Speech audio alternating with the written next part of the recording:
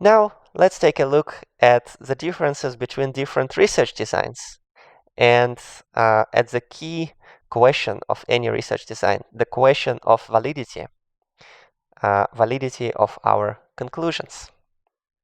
How do we distinguish different research designs? This distinction comes from a very simple but very bad news for research. Not all causes that we are interested in we can manipulate. If we are interested in the effect of gender, we cannot randomly assign people to be males or females. Or if we are interested in the effects of traumatic experiences of personality development, we cannot really traumatize people within our experimental studies. Even if we want to, even if it's just a little, it probably would be unethical. And even if it's possible to manipulate the cause in principle, it is not always possible in practice. For example, you are testing the effect of a new teaching program. You come into a school and you're trying to arrange with the headmaster, and you say, for my experiment, I will need to form groups by randomly assigning people to either the new program or the old program. But the headmaster might say, oh, but different groups have this lesson at different hours, and this would screw up all of our schedule if you took children from different classes. I cannot afford this. I cannot allow you to form new groups of students just for this. So could you please just take these two classes, A and B, that have been studying in these groups for years, and use one of them as experimental and another one as control? Then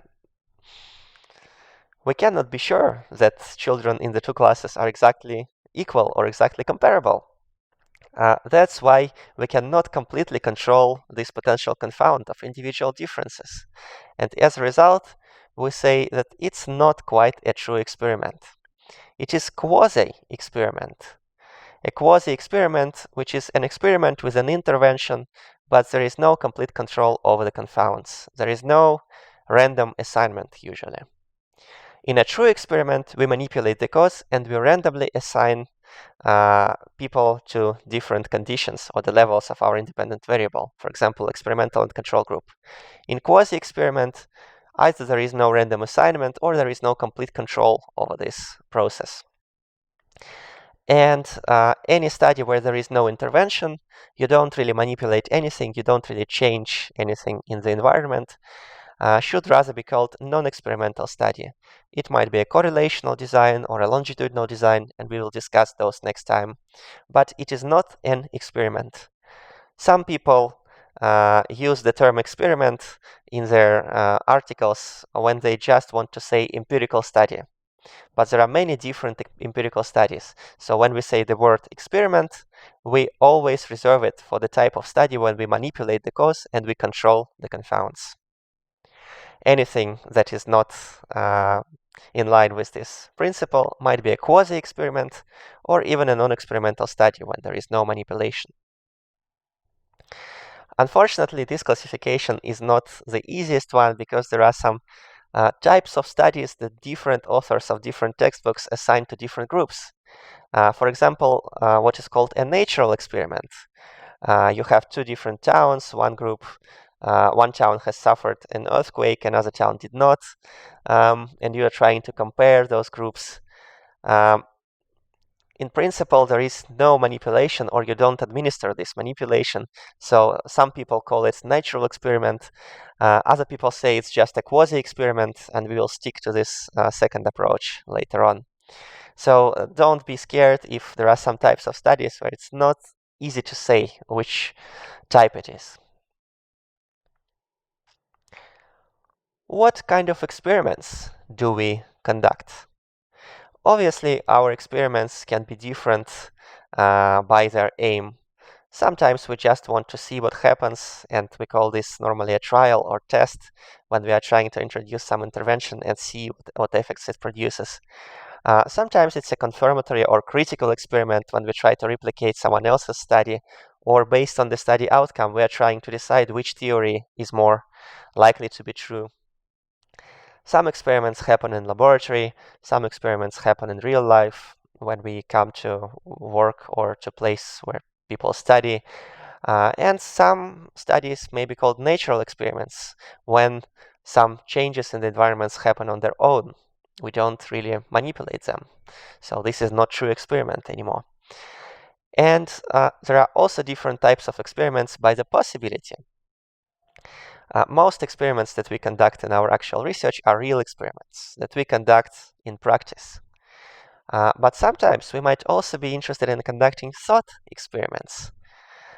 We are trying to think what would happen if we created conditions like this. And maybe it's not even possible to create them in practice. For example, if you are curious and you take a look at Einstein's relativity theory paper, which he published early during his career, he presents a whole bunch of different thought experiments. Like, for example, imagine a rod moving at the speed of light. Obviously, this is not possible to create in practice. That's why it's a thought experiment. But still, by imagining this situation, Einstein is able to test his theoretical expectations. And some experiments are called ideal experiments. What is an ideal experiment? An ideal experiment is this situation that we discussed when we discussed this logic of experimentation, when we have two or more experimental conditions, and the only difference across these experimental conditions is the level of your independent variable. Nothing else is different. And this means no individual differences. All of your experimental participants are exactly the same, like Pinocchios that came from the same Grandpa Carlos instrument. Unfortunately, this is not true. Also, in an ideal experiment, people and external conditions are exactly stable. Nothing changes with time. And in this ideal experiment, we can measure dependent variables with unlimited precision. So essentially, in practice, because our precision is always limited, it would mean that our measurement would take forever. The experiment would never end, and the size of our sample would be infinite. Obviously, this is just as impossible as having a rod moving at the speed of light, or even more impossible. That's why this notion of ideal experiment is a kind of imaginary benchmark that we use to evaluate our real experiments, that we use to compare the real experimental studies that we conduct to make a judgment, is it a good study or a bit lousy? And the notion that we use to evaluate our experimental studies is called validity. We encountered this term validity before when we were talking about the validity of research measures in specific research conditions. Like this test is valid to screen out job applicants, and this test is valid for clinical diagnostics, etc. But this term validity is very general. Basically, valid comes from Latin validus, which means strong or good or well-grounded, producing the desired effect. So we use this term validity not only to think about the validity of conclusions based on a test or measure, but we also use the term validity to refer to the truth or how well-grounded our conclusions based on an experimental study. And with test validity, things were simple. With experimental validity, things are a little bit more complicated because we distinguish different types of validity. We typically discuss 4 types of validity, and 2 of them are extremely important. This distinction comes from Campbell and Cook, who in the 60s and 70s formulated the whole principles, the whole paradigm of experimentation. The notion of construct validity is very general. Is the whole idea of experiment right? Are the procedures chosen properly to reflect your constructs? And when you write down your independent variables, your dependent variables, and a little theoretical background when you explain what do you want to achieve, what kind of constructs do you want to target by using this particular manipulation or this particular measurement procedure for the outcomes, whether this measurement really has to do with the construct you're interested in. For example, you're interested in maybe some intellectual ability, but can you really measure it with the test that you are using it? Maybe it's emotional intelligence and you are using a self-report questionnaire, which does not really do a good job. So this would be a challenge with construct validity. Your experiment might be well designed, but the manipulations or the measurement procedures are not exactly right given your particular theoretical hypothesis. The second type, which is the most important one probably, is called internal validity.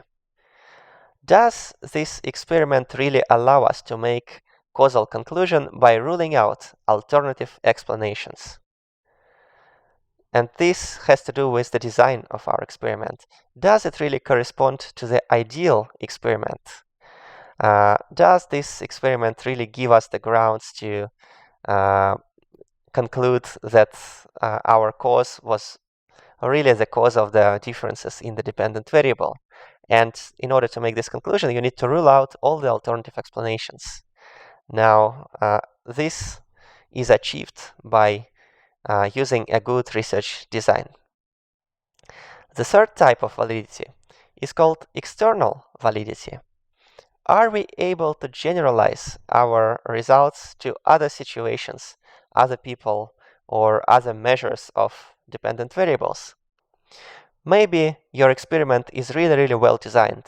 For example, you're testing the effects of a new teaching program in some kind of school, and you randomly assigned children to two groups. You arranged it with the headmaster, and you did everything absolutely to make sure that there are no differences between the two groups in terms of the experience of teacher, the expectations, etc.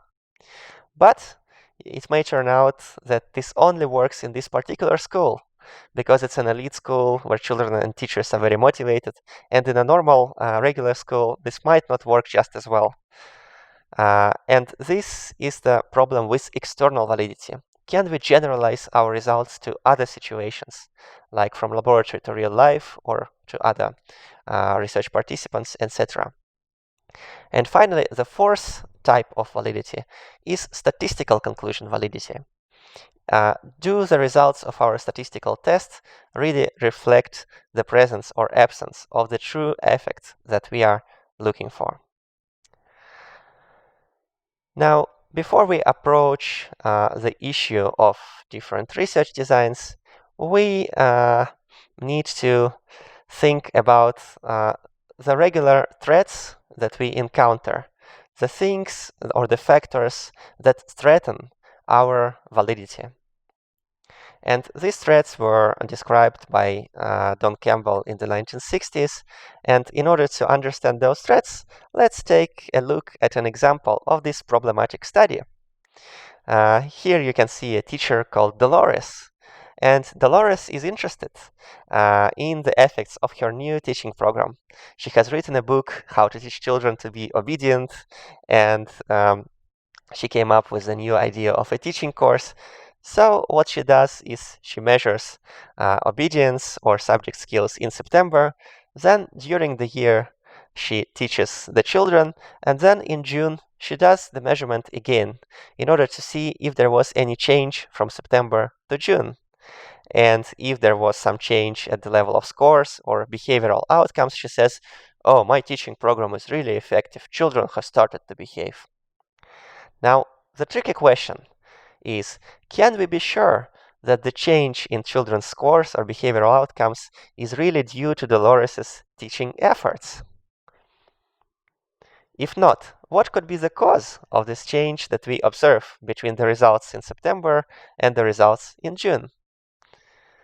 And I invite you to think a little bit about the possible alternative explanations of the differences in children's scores. Now, if you have paused this video and reflected a little bit on these plausible alternative explanations, maybe you have come up with 5 or so. If you did not, pause it again and think a little bit more. And now we can take a look at the right answer. Now, there are a bunch of factors that are typical threats to our internal validity. And these threats were discussed and described by Don Campbell. What are these threats? What can explain the differences in children's academic achievement or behavioral outcomes between spring and autumn, the previous autumn? The first explanation is history. Maybe something happened during this year which had an effect on achievement or on behavioral outcomes. Maybe something has changed in the school, or maybe there was COVID pandemic, and as a result, this had a huge effect.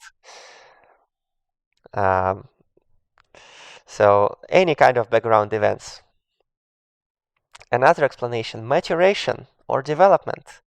If you measure children's academic ability in September and in June, you will probably see some increase. But this increase might not always be due to teaching. Maybe it is due to just maturation of the brain or development of personality, because people tend to develop, people tend to grow, people tend to solve their problems. So later on average, they are a little bit better off, they are a little bit more able and capable than before. This is very optimistic, but this is what we observe in research very often. And this maturation is an obvious alternative explanation. The third explanation, the effect of repeated testing. If you use the same ability test in September and in June, even though there is a large time interval, but children are already familiar with those tasks. And even if these tasks are slightly different, maybe the very fact that they have already taken one IQ test and now they are taking another IQ test with the same type of tasks, there is always this kind of training effect. Now they know what kind of tasks they will expect. They have developed some kind of strategies to solve this type of riddles. And as a result, this repeated testing the scores may actually increase because it's the second time they are doing this kind of test. The fourth explanation is instrumentation. If the test is very, very bad, it's unreliable. There can be just some random differences in the results between September and June as a result of random error. Normally, we can control it with statistical procedures, but sometimes this can actually also be an alternative explanation if no sufficient statistical control was undertaken. The fifth alternative explanation is called regression to the mean, and this is a bit tricky one. It's not very intuitive, and some malevolent researchers can use this alternative explanation to persuade people of the efficacy of their interventions.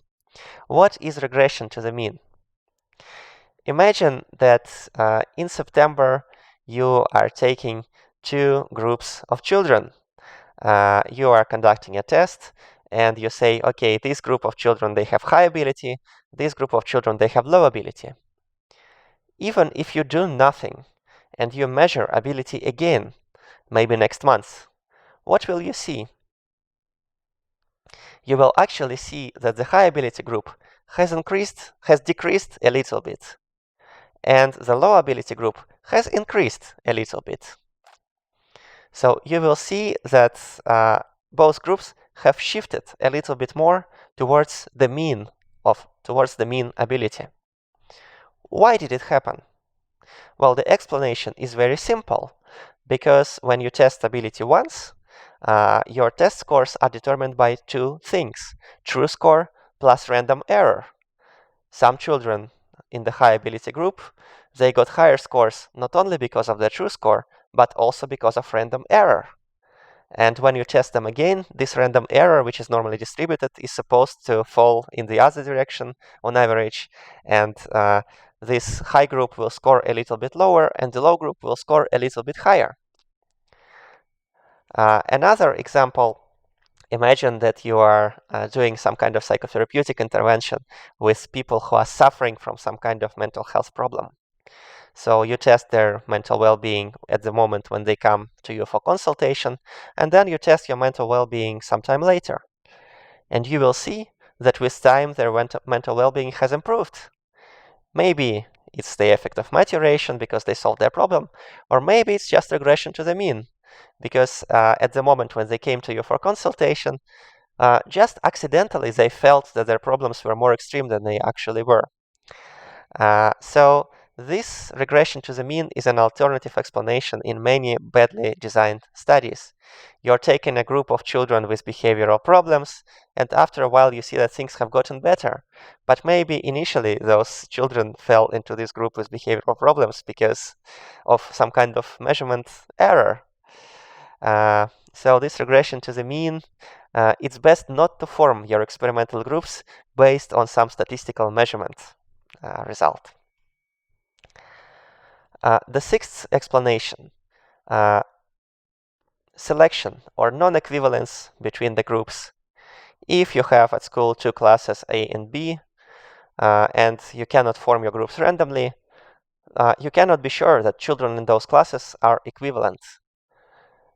Maybe you can measure their IQ to prove that there are no differences in IQ, but maybe there are differences in other variables, like parents' income, or maybe the experiences they had with their teacher in primary school. So you cannot be sure that those two groups are completely equivalent. That's why when you don't form groups by random assignment, we say that you should treat those groups as non-equivalent, because you cannot rule out the possibility of some systematic differences. The seventh explanation is attrition or mortality. If Dolores has measured children in September, and during the year she tried to actually send the most awful children to correction schools to get rid of them in her class. In June, the average picture in the class will be much brighter because the remaining children will be much less problematic. But this was the effect of attrition.